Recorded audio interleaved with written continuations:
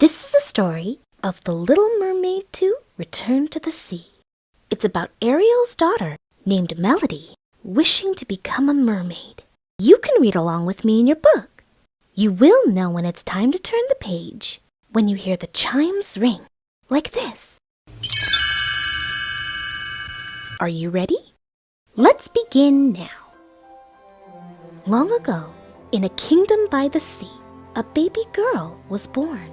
She was Princess Melody, the daughter of Prince Eric and Princess Ariel. As Eric was a human and Ariel had been a mermaid, Melody was a daughter of the land and sea.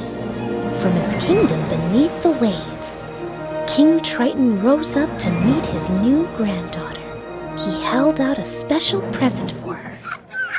My precious Melody, said Triton, I'm giving you this locket so that you will never forget that part of your heart will always belong to the sea. He opened the enchanted necklace to show Melody a beautiful vision of the underwater world of Atlantica.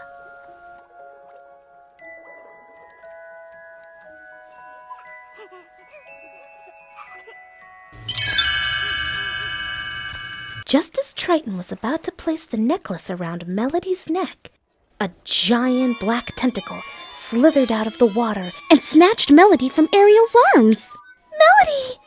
It was the evil sea witch, Morgana.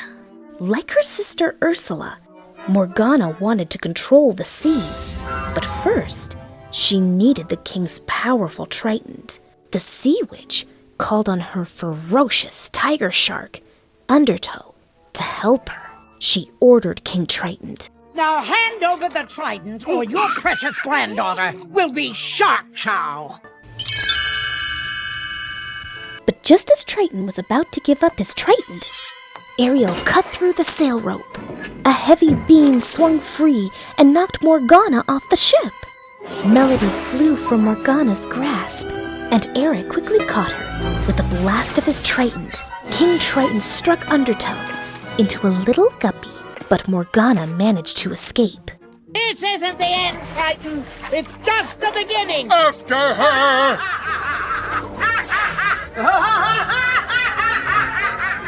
You'll never find me, but I'll find you and your precious granddaughter. Triton shouted to his guards. We shall not rest until that mad woman is vanquished. Find her! Find her! Days later, though there was no sign of Morgana, Ariel took the enchanted necklace from Melody and handed it to Triton. Until Morgana is found, Melody can't go into the sea. And neither will I. This is the only way. Melody can't know about merpeople or Atlantica, or even you, Daddy. Very well, Ariel. You're right. Triton sadly agreed. He dropped the necklace into the ocean. Over time, Melody grew into a beautiful young princess. She had her mother's love of the sea, so her parents built a wall to keep her safely away from it. But that didn't stop her. Melody easily found her way to the sea, and her guardian, Sebastian the crab, had a hard time keeping up with her. Melody liked to swim among the colorful fish, collecting seashells and smooth rocks from the ocean floor. On her 12th birthday, Melody found a locket below the ocean surface. It was the enchanted necklace that Triton had dropped so long ago. What is this? Melody thought to herself. The locket was covered with mud, but before she could examine it closely, Melody had to hurry home for her birthday party. She was in such a rush to get ready that she tied Sebastian into the bow of her dress. As Melody danced, Sebastian's claw clamped down on her handsome partner's hand. All the other kids laughed.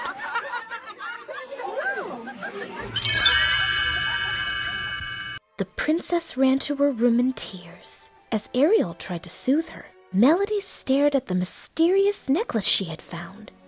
Melody, what is this? My name's on here, Melody gasped as she opened the locket to reveal the beautiful Atlantica with the music she had heard when she was just a baby. That song. Where have I heard it? It's Atlantica, with mer people and everything. Mother, didn't you say it was just an old fishtail? Melody asked, but Ariel was still shocked at this and grabbed the locket from Melody. Where did you get this? Melody was quiet and calmly explained. I found it. And no, I didn't go over the wall. But actually I went under it. I hate that stupid wall. Melody, you know you're not allowed in the sea. But why? And why does that necklace have my name on it? You deliberately disobeyed me. I never want you going out there again. Do you hear me? It's dangerous in the sea. How would you know? You've never even been in it. You're hiding something from me. Melody cried as she grabbed the locket from her mother and ran out the door. Late at night, still clinging onto the necklace, Melody ran from her mother. She raced out to the ocean and climbed into a small boat. Sebastian saw her leaving. Young lady, just where do you think you're going? I gotta figure this out, Sebastian. This necklace means something, she said to Sebastian. And if no one's gonna tell me, I'm going to find out for myself. And no one's gonna stop me. Not even my mother. Melody rode away. Sebastian tried to knock some sense into her, but she didn't listen. Melody, please! You're making a big mistake! Sebastian ran to tell Ariel and Eric that Melody ran away to the sea. Ariel and Eric were shocked and began a search party to find their daughter Melody. Meanwhile, deep in her ice cave, Morgana laughed in delight. She saw the whole thing. She heard the whole conversation and saw Melody running away from home. Oh, this is delicious. This is divine. She sent little Undertow and her 2 manta rays, Cloak and Dagger, to bring Melody to her. With an evil smile, she said, Come, my darling. Your destiny awaits you. When Melody arrived, the evil sea witch told the girl that she was destined to be a mermaid. Dear child, did you ever consider that it has your name on it? Because it has your destiny in it? Oh, deep down, you know you weren't meant to be a lowly human. What you are is something far more enchanting. Melody was amazed. A mermaid? But it's not possible, Darling, anything's possible. she said as Morgana smiled. You can turn me into a mermaid? Piece of fish cake, honey. With the drop of the potion, she turned Melody into a mermaid. Melody was overjoyed to be a mermaid. Oh, thank you. Thank you so much. Then she promised to let Melody stay that way. But there was one little problem. Oh, my precious, there wasn't enough potion for this to be a forever spell. I could make the spell last longer if I had my magic trident. Oh, but it was stolen years ago by a deranged kleptomaniac, and there's no one to get it back for me. Morgana lied. Maybe I can get it back for you. You would do that for me? But if I do this, can I stay a mermaid forever? Even longer, if you like. Now, here is where the scoundrel lives. Atlantica! I knew it wasn't just an old fish tale. Okay, Morgana, I'll bring back your trident. You can count on me! As Melody went to find the trident, Ariel set off to look for her daughter. King Triton changed Ariel back into a mermaid so she could search the seas, while Eric joined the search from his schooner. Meanwhile, Melody found her way to Atlantica, along with her new friends Tip the penguin and Dash the walrus. Oh, it's so beautiful! It's everything that I could ever imagine!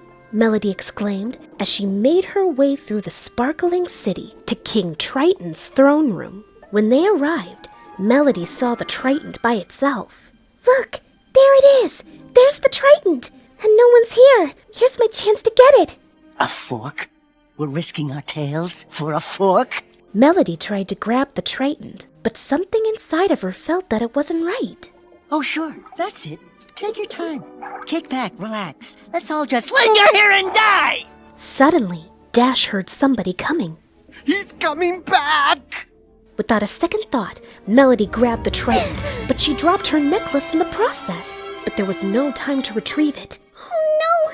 My necklace! Moments later, Triton and Ariel entered the throne room. But what they discovered was shocking. Daddy, look! The Triton's gone! But that's not possible. Nobody can remove the trident from the stand except you, sire.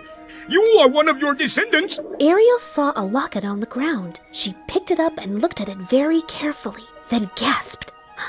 Melody! No, it couldn't be her.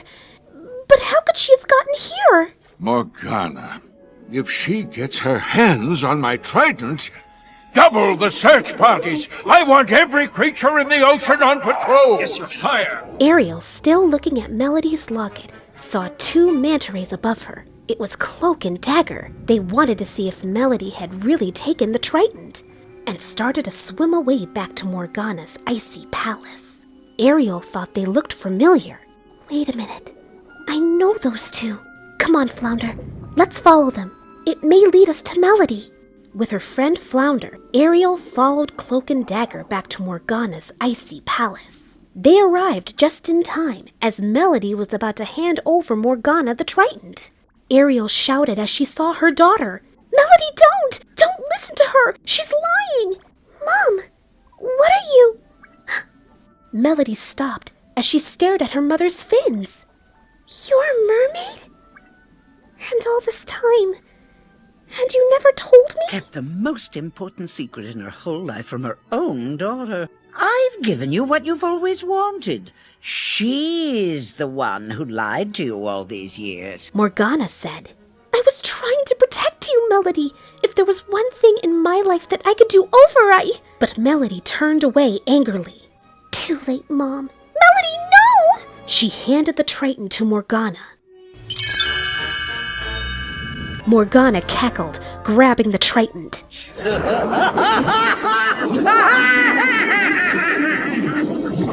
Your mummy was only trying to protect you from moi. What she did out of love. Little Melody's been a very naughty girl, stealing from her own grandfather. My grandfather? King Triton, ruler of Atlantica, commander-in-chief of all of the oceans!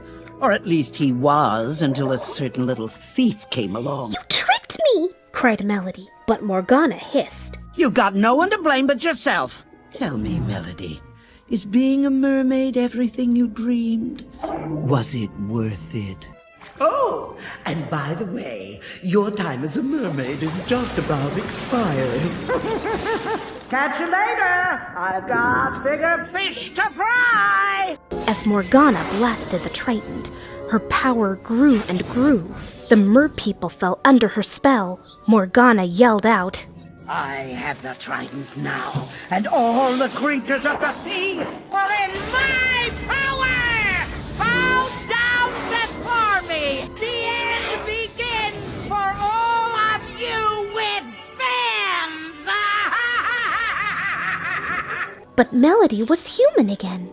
Morgana had no power over her.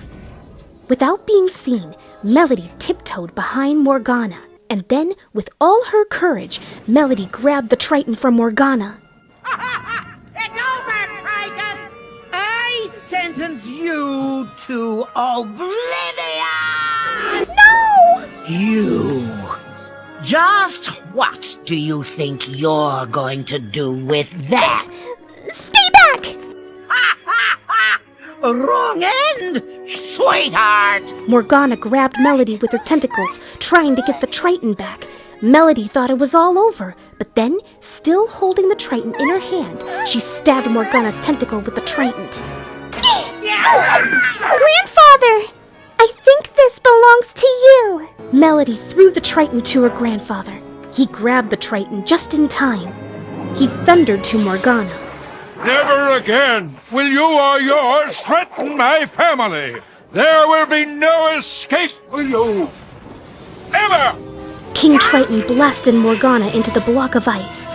The ice began to break, and she soon fell into the sea. Deeper and deeper into the sea, never to be seen again.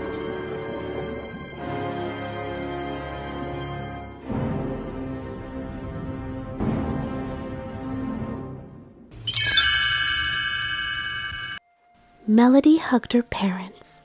"I'm so sorry," Melody said.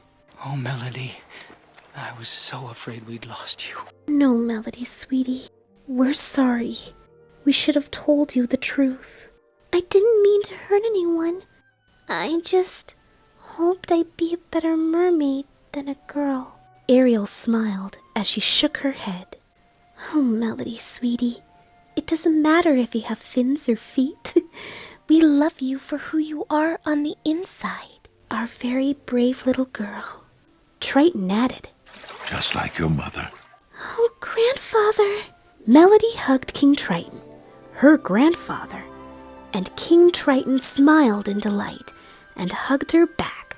Melody, I don't blame you for wanting to join us, merfolk. And because you're my granddaughter, I'm giving you a most precious gift. A choice. You can come to Atlantica with me, or you can return to your home on land. It's up to you. Melody thought about it, but how could she choose? Then she smiled. "I have a better idea." Back at home, Melody pointed the trident, and with a blast of gold, she disappeared the sea wall that divided her kingdom and her love of the sea. "Now we can all be together." Melody smiled proudly. The worlds of land and sea finally existed peacefully as one. Sebastian played music, and Melody's entire family, both human and merfolk, lived together in harmony. Melody had made so many friends, both land and sea, that nobody laughed at her or called her weird. She finally was fitting in. King Triton turned Ariel back into a human. Ariel gave Melody her locket back. Melody had everything she could ever want.